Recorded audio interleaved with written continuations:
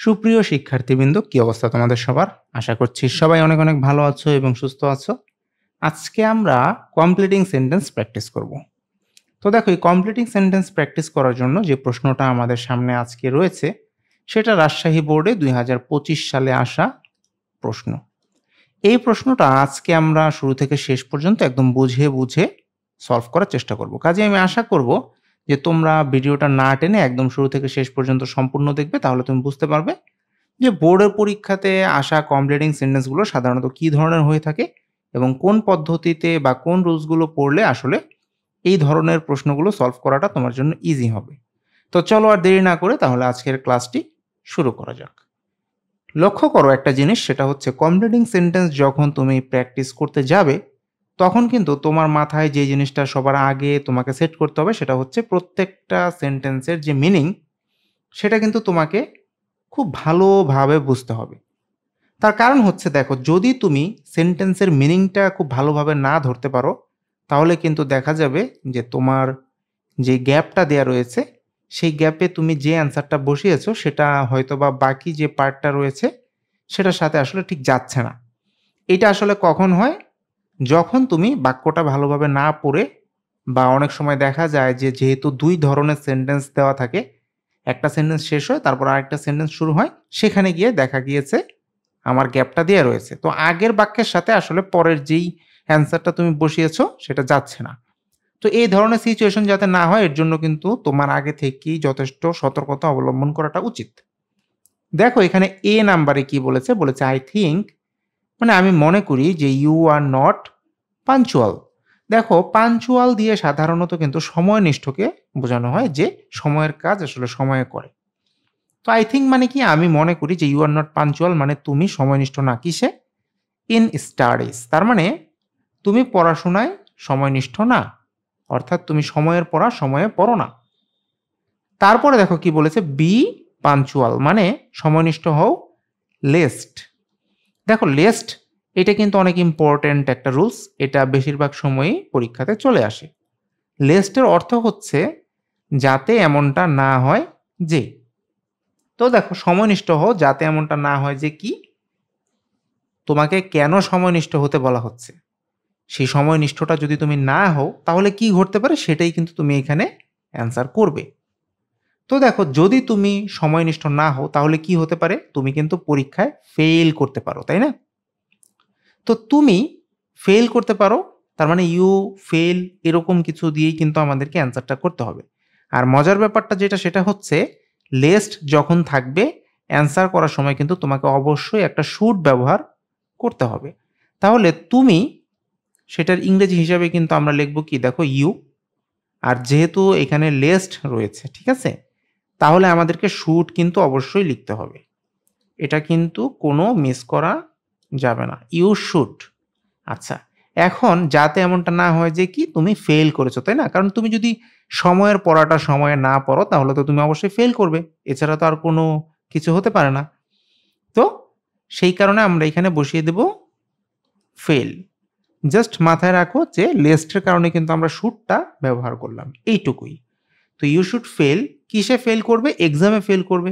তাহলে আমরা এখানে কি লিখব? In the exam. দেখো, এইটুকু লিখলেই কিন্তু তোমার অ্যান্সার হয়ে যাবে এবং তুমি মার্কস পেয়ে যাবে। বি নাম্বারে লক্ষ্য করো কি বলেছে? The film ended fantastically. তার মানে খুবই সুন্দরভাবে বা চমৎকারভাবে এই সিনেমাটা কি হয়েছে? এন্ডেড বা শেষ হয়েছে। তারপরে দেখো কি বলেছে? If you had enjoyed the film. দেখো তো এটার অর্থটা কি দাঁড়ালো? যে ইফ ইউ হ্যাড এনজয়েড, ঠিক আছে, তার মানে হচ্ছে যদি তুমি এনজয় করতে বা উপভোগ করতে দ্য ফিল্ম। এখন তুমি বাংলায় চিন্তা করো তো, তাহলে কি হতে পারতো? যে যেহেতু একটা ফিল্ম খুব চমৎকারভাবে শেষ হয়েছে, তার অর্থ এই যে এর কি রয়েছে? হয়তোবা কোনো একটা এডুকেটিভ ভ্যালু থাকতে পারে, মানে শিক্ষামূলক কোনো মূল্য বা এরকম থাকতে পারে। তো যদি তুমি এটা এনজয় করতে, তাহলে হয়তোবা তুমি বুঝতে পারতে কি যে এর মধ্যে কি রয়েছে? কোনো শিক্ষামূলক ঘটনা রয়েছে, এরকম, তাই না? তো এটাকে আমরা কিভাবে ইংরেজিতে লিখব? দেখো যদি তুমি উপভোগ করতে, ঠিক আছে, দেখছো যে একটা টোন এখানে ব্যবহার করা হয়েছে, আমাদেরকে কিন্তু অ্যান্সার করার সময় ওই ধরনের একটা টোন ব্যবহার করতে হবে। তো এই ধরনের অ্যান্সারগুলো পারার জন্য তোমাকে অবশ্যই কিন্তু বেশ কিছু রুলস রয়েছে গ্রামাটিক্যাল। তো সেগুলোকে কিন্তু আমরা কন্ডিশনাল বলে থাকি। তো এগুলো কিন্তু তোমাকে একটু পারতে হবে। তবে আমি রুলস ছাড়াই তুমি কিভাবে অর্থ করার মাধ্যমে চিন্তা করতে পারো সেটা তোমাকে শিখিয়ে দিচ্ছি। তবে তুমি অবশ্যই কি করবে আমি আবারও বলে দিচ্ছি, সেটা হচ্ছে বই থেকে কন্ডিশনালের যে রুলস রয়েছে সেটা অবশ্যই পড়ে ফেলবে। তো দেখো তাহলে আমি যেরকমটা বলছি যে যদি তুমি এনজয় করতে, তুমি বুঝতে পারতে, এরকম, ঠিক আছে? তো তুমি এটার ইংরেজি হিসাবে লিখছি কি যে ইউ হয়তো পারতে, এটার ইংরেজি হিসেবে আমাদেরকে কি লিখতে হবে? অতীতবাচক করার জন্য ইউ কুড হ্যাভ। আচ্ছা, কুড হ্যাভ কি? বুঝতে পারতে, ঠিক আছে? বুঝতে পারা হচ্ছে রিয়েলাইজ বা অনুধাবন করতে পারা। তাহলে হ্যাভ এর পরে আমরা কি লিখবো? আমরা লিখবো রিয়েলাইজড। দেখো আমি এখানে লিখলাম রিয়েলাইজড। তো ইউ কুড হ্যাভ রিয়েলাইজড কি? যে এর একটা এডুকেটিভ ভ্যালু রয়েছে। তাহলে আমরা এখানে কি লিখতে পারি? ইটস, এই ইটস দিয়ে কোনটাকে বুঝালাম? এই যে ফিল্ম যে রয়েছে সবার শুরুতে দেখো বলেছে এটাকে। তো ইটস শিক্ষামূলক কোনো মূল্য। তাহলে আমরা এখানে লিখব এডুকেটিভ।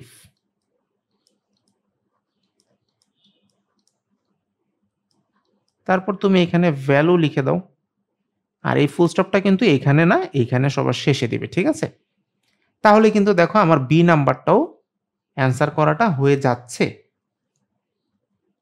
মানে জাস্ট তোমাকে একটু বুঝতে হবে যে মিনিংটা কি, তাহলে কিন্তু তুমি এখানে অ্যান্সার করতে পারবে। সি নাম্বার দেখো কি বলেছে, দো ইট ইজ আনসার্টেন। আনসার্টেন শব্দটির অর্থ কি? এটা কিন্তু আমরা সবাই জানি যে অনিশ্চিত। দো মানে হচ্ছে যদিও, তার মানে যদিও ইট ইজ বা এটা আনসার্টেন বা অনিশ্চিত, তারপরও কি? তুমি বাংলায় চিন্তা করো, তুমি বাংলাতে হলে এখানে কি বসাতে? যদিও এটা অনিশ্চিত, যেমন আমরা অনেক সময় অনেক কিছু চেষ্টা করি যে জীবনে আমি এটা হতে চাই, কিন্তু সেটা কি নিশ্চিত যে আমি হতেই পারবো? না, আমরা কিন্তু নিশ্চিত না। কিন্তু আমাদের অবশ্যই চেষ্টা করতে হবে সফল হওয়ার জন্য। তাই না? এরকম কিন্তু আমরা বসাতে পারি। যে যদিও এটা অনিশ্চিত, আমাদের সফল হওয়ার জন্য অবশ্যই চেষ্টা করতে হবে। তাহলে আমাদেরকে অবশ্যই, আমাদের ইংলিশ হচ্ছে উই। তারপর অবশ্যই এর ক্ষেত্রে আমরা কিন্তু বসাই মাস্ট। ঠিক আছে? মাস্ট মানে হচ্ছে অবশ্যই। ট্রাই, তার মানে আমরা অবশ্যই চেষ্টা করব কি হওয়ার জন্য? সফল হওয়ার জন্য। মানে টু বি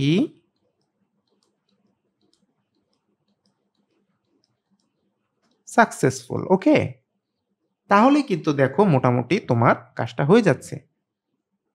এবার আসো ডি নাম্বারে। দেখো এখানে কি বলেছে যে Fahim could not get A plus in English. Could not মানে কি? পায়নি।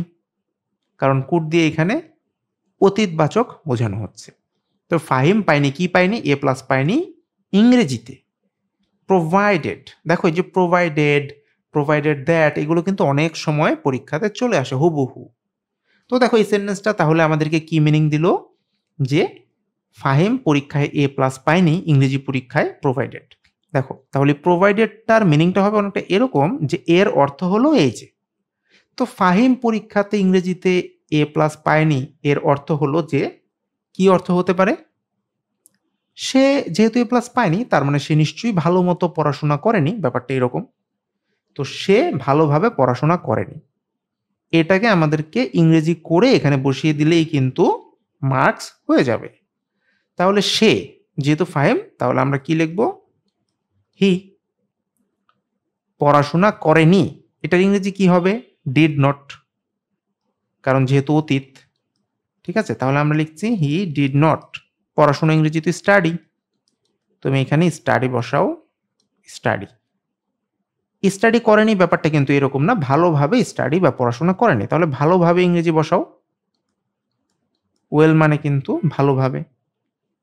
তাহলে কিন্তু দেখো তোমার কাজটা হয়ে গেল যে সে ইংরেজিতে এ প্লাস পায়নি, এর অর্থ হলোই কি? যে সে ভালোভাবে পড়াশোনা করেনি।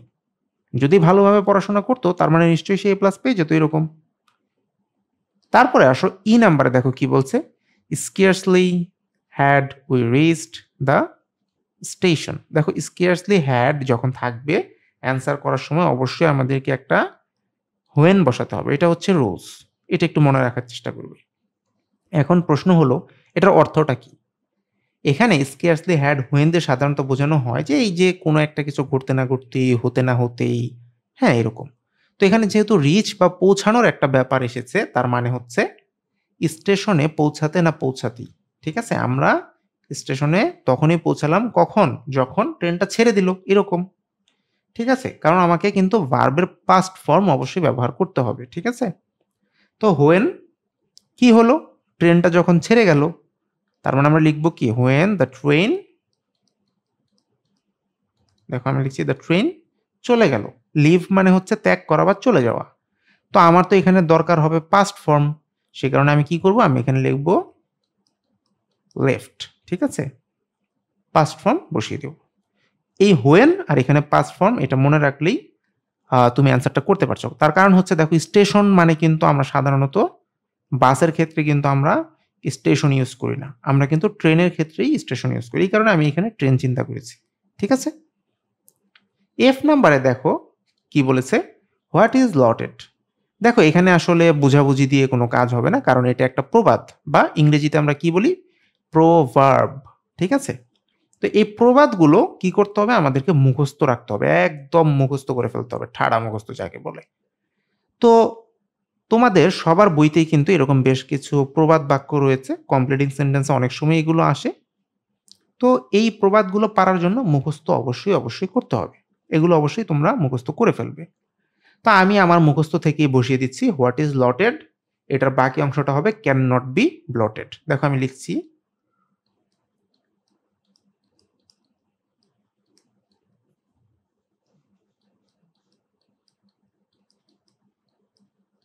এখন তোমার মাথায় আসতে পারে যে এটার অর্থ কি? What is lotted can not be blotted.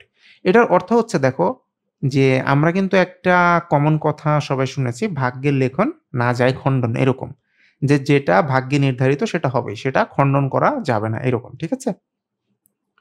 জি নাম্বারে আসো। দেখো এখানে বলেছে ফুড অ্যাডাল্টারেশন, এর অর্থ হচ্ছে খাদ্যে ভেজাল।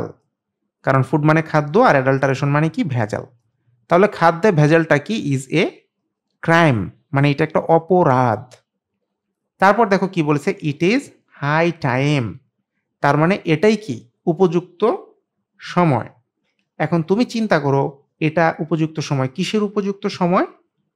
যে খাদ্যে যেহেতু ভেজাল হচ্ছে তার মানে খাদ্যে ভেজাল বন্ধ করার এটাই উপযুক্ত সময় এরকম। তো ইট ইজ হাই টাইম যখন থাকবে, রুলসটা একটু মনে রাখার চেষ্টা করো, তাহলে আর মুখস্থ রাখার দরকার পড়বে না।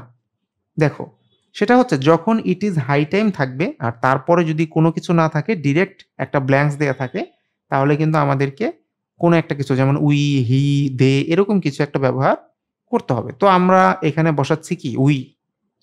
আমরা এটা বসিয়ে দিচ্ছি উই।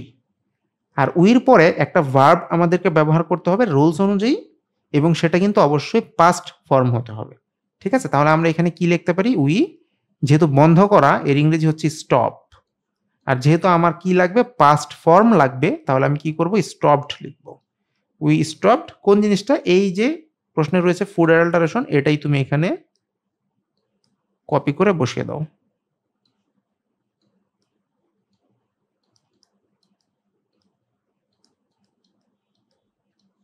তাহলে কিন্তু কাজ হয়ে গেল। এরপরে আসো এইচ নাম্বার। দেখো কি বলেছে? বলেছে একটা ব্ল্যাঙ্ক শুরুতে দিয়েছে আর তারপর বলেছে as if she were a mad girl. আমরা সবাই জানি অ্যাজ ইফ মানে হচ্ছে যেন, যেন সে একটা পাগল মেয়ে। তাহলে তুমি এর আগে কি বসাতে বাংলায়? যে সে নিশ্চয়ই এমন একটা ভাব করছে বা ব্যবহার করছে মানুষের সাথে যেন সে একটা পাগল এরকম। তাহলে সে প্রায়ই ব্যবহার করছে মানুষের সাথে, সেটার ইংরেজি করলেই কিন্তু হয়ে যাচ্ছে সে। এই ইংরেজি হচ্ছে দেখো আমরা লিখি শি। এখন মানুষ তো একবার ব্যবহার করলেই সেটাকে পাগলের কাতারে ফেলে দেওয়া যায় না, তাই না? প্রায়ই হতে হবে। তো প্রায় ইংরেজি কি আমরা জানি? অফেন। দেখো OFTEN, অফেন। তো সে প্রায় কি করছে? ব্যবহার করছে। হ্যাঁ, ব্যবহার ইংরেজি হচ্ছে আমরা জানি বিহেভ। তো যেহেতু এখানে সি রয়েছে আমাদেরকে কিন্তু কি করতে হবে? একটা অ্যাস এখানে ভার্বের সাথে বসাতে হবে। এখন কাদের সাথে ব্যবহার করছে? মানুষের সাথে। তাহলে সেই ক্ষেত্রে আমরা ইংরেজিতে কি লিখব? দেখো বিহেভস, আমরা লিখব টুয়ার্ডস পিপল, মানে মানুষের সাথে সে এমন ব্যবহার প্রায় করে যেন সে পাগল ছিল, এরকম। ঠিক আছে? তাহলে কিন্তু দেখো আমার এখানে কাজটা হয়ে যাচ্ছে। আর আরো একটা মজার ব্যাপার হচ্ছে যেটা তোমাকে মনে রাখতে হবে, দেখো এই যে অ্যাজ ইফ, এইটার এই পাশে কোন গ্রামার আর এই পাশে কোন গ্রামার এটা কিন্তু তোমাকে অবশ্যই একটু খেয়াল করতে হবে। কারণ অ্যাজ ইফ এর পরে দেখো কি টেন্স রয়েছে? পাস্ট টেন্স রয়েছে, পাস্ট ইনডিফিনিট যেটাই বলি না কেন। আর এই পাশে কিন্তু দেখো আমরা প্রেজেন্ট টেন্স বা প্রেজেন্ট ইনডিফিনিট টেন্স ইউজ করেছি। এটা কিন্তু একটা খুব গুরুত্বপূর্ণ রুলস যে অ্যাজ ইফ এর বাম পাশে যদি প্রেজেন্ট ইনডিফিনিট টেন্স থাকে তাহলে কিন্তু ডান পাশে পাস্ট ইনডিফিনিট টেন্স হবে। তো আমরা যেহেতু এই পাশে পাস্ট ইনডিফিনিট পেলাম, এই পাশে আমরা প্রেজেন্ট ইনডিফিনিটে করতে হবে। এটা কিন্তু অবশ্যই তোমাকে খেয়াল রাখতে হবে, আদারওয়াইজ কিন্তু অ্যান্সারটা ভুল হিসেবে কাউন্ট হবে। তো একইভাবে যদি এই পাশে এইটা দেয়া থাকতো তাহলে ওই পাশে যদি আমাকে গ্যাপটা করতে বলতো তাহলে কিন্তু অবশ্যই আমাকে পাস্ট ইনডিফিনিটে অ্যান্সারটা করতে হতো। Mind it. এরপর দেখো এখানে কি বলেছে আই নাম্বারে যে Mahin is going to build. Mahin is going to মানে মাহিন করতে যাচ্ছে, কি করতে যাচ্ছে? বিল্ড বা নির্মাণ করতে যাচ্ছে ড্যাশ। তারপরে কি বলেছে দেখো যে আই মাস্ট হেল্প হিম, মানে আমি অবশ্যই তাকে সাহায্য করব, এরকম।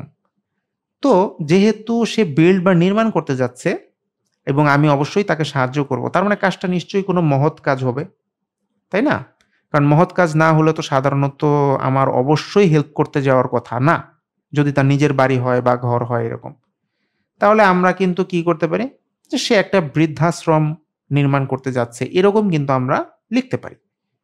তো সেক্ষেত্রে আমরা কি লিখবো? দেখো টু বিল্ড এ, আমরা লিখতে পারি হোম, মানে সে একটা বাড়ি নির্মাণ করতে যাচ্ছে। কাদের জন্য? বৃদ্ধদের জন্য। তাহলে আমরা এখানে লিখি যে ফর দ্য ওল্ড, তার মানে সে কি করতে যাচ্ছে? সে বৃদ্ধদের জন্য একটা বাড়ি নির্মাণ করতে যাচ্ছে। আই মাস্ট হেল্প হিম, মানে আমি অবশ্যই তাকে সাহায্য করব, এরকম। এইবার আসো দেখো যে নাম্বারে। এখানে দেখো কি বলছে? আই স দ্যাট, মানে আমি দেখেছিলাম যে। এখন দেখো আমি কি দেখেছিলাম? ড্যাশ একটা ব্ল্যাঙ্কস এখানে রয়েছে, তারপর বলেছে so I did not disturb হিম, মানে আমি তাকে বিরক্ত করিনি, কারণ ডিস্টার্ব মানে তো বিরক্ত, তাই না? তো আই স দ্যাট, আমি কি এমন দেখেছি যে আমি তাকে বিরক্ত করিনি? নিশ্চয়ই সে মনোযোগ দিয়ে পড়াশোনা করছিল, তাই না? তো এইটা যদি লিখে দিই যে সে মনোযোগ দিয়ে পড়ছিল তাহলেই কিন্তু হয়ে যাচ্ছে। তো এখানে যেহেতু হিম রয়েছে আমরা একটা নাম কিন্তু এখানে ব্যবহার করতে পারি যে আমি দেখেছিলাম যে, কমন একটা নাম ইউজ করি আমি রহিম। রহিম কি করছে? পড়ছিল। কারণ যেহেতু আই স, আমি দেখেছিলাম, তো পড়ছিল, এটাকে কিন্তু তাহলে পাস্ট কন্টিনিউয়াস টেন্সে লিখতে হবে। সেক্ষেত্রে আমি কি করতে পারি? দেখো আমি এখানে লিখলাম আই, আ আই তো না, এখানে বলা হয়েছে রহিম। তাহলে রহিম ওয়াজ, দেখো রিডিং। এখন কথা হচ্ছে সে পড়ছিল মনোযোগ দিয়ে। এটার ইংরেজি কি? অ্যাটেনটিভলি মানে কিন্তু মনোযোগ দিয়ে, ঠিক আছে? এইটা যদি আমি লিখে দেই যে Rahim was reading attentively, so I did not disturb him, আমি তাকে ডিস্টার্ব করিনি। তাহলেই কিন্তু দেখো আমার অ্যান্সারটা হয়ে যাচ্ছে। তো দেখো কতটা সহজ যদি তুমি এইভাবে বুঝে বুঝে অ্যান্সারগুলো পরীক্ষার হলে বসাতে পারো। জাস্ট তোমাকে কয়েকটা জিনিস একটু খেয়াল রাখতে হবে, রাইট ফর্ম অফ ভার্বটা ঠিক আছে কিনা। আরেকটা জিনিস খেয়াল রাখতে হবে যে এই পাশ এবং ওই পাশের অর্থটা সামঞ্জস্যপূর্ণ কিনা। তাহলেই কিন্তু আমাদের অ্যান্সার হয়ে যাবে এবং এখান থেকে তুমি খুব ভালো একটা মার্কস অর্জন করতে পারবে। যারা কোনো রকমের টেনে-টুনে পাস করতে চাও, তাদের কিন্তু অত ভালো পড়াশোনা না করলেও হয়। কিন্তু যারা ভালো ফলাফল অর্জন করতে চাও, তাদেরকে কিন্তু প্রত্যেকটা ছোট, ছোট জিনিসও যত্নের সাথে খেয়াল রাখতে হবে। তার কারণ হচ্ছে দেখো, কোন টপিকে যে তুমি মার্কসটা কম পেয়ে যাও সেটা তো বলা যায় না। আর কোনো একটা টপিকে যদি মার্কস কমে যায়, সেটা কিন্তু ওভারঅল মার্কসটার উপরে একটা ইমপ্যাক্ট ফেলে। এবং তখনই যেয়ে দেখা যায় নিশ্চিত ভালো একটা ফলাফল হওয়ার কথা, কিন্তু কোনো একটা কারণে রেজাল্টটা খারাপ হয়েছে। এই ব্যাপারটা যাতে না ঘটে এর জন্য অবশ্যই তোমাকে প্রচুর পরিমাণ প্র্যাকটিস করতে হবে। কারণ আমরা সবাই জানি practice makes a man perfect. ভিডিওটা যদি তোমার কাছে ভালো লেগে থাকে তাহলে অবশ্যই লাইক, কমেন্ট এবং শেয়ার করো। আর পড়াশোনা করার বেস্ট ওয়ে যদি আমার কাছে জানতে চাও, আমি সেক্ষেত্রে বলব যে আমার চ্যানেলে কিন্তু প্লেলিস্ট আকারে সব ভিডিও দেয়া থাকে। ধরো তুমি কমপ্লিটিং সেন্টেন্সের যে প্লেলিস্টটা রয়েছে সেখানে ঢুকলা। সেখানে ঢুকে তুমি কিন্তু একাধারে প্রিভিয়াস ইয়ারের সকল বোর্ডের সকল প্রশ্নগুলো এখানে যেহেতু দেয়া রয়েছে এগুলো তুমি প্র্যাকটিস করে ফেলতে পারছো। তো তুমি এইভাবে তাহলে প্র্যাকটিসগুলো করে ফেললেই কিন্তু তোমার প্রিপারেশনটা স্ট্রং হয়ে যাচ্ছে। চ্যানেলটিতে যদি তুমি নতুন হয়ে থাকো তাহলে অবশ্যই সাবস্ক্রাইব করে রাখো যাতে তুমি এই ধরনের আরো অনেক ভিডিও পেতে পারো। কথা হবে নতুন কোনো ভিডিওতে। Till then thanks for watching. Tata.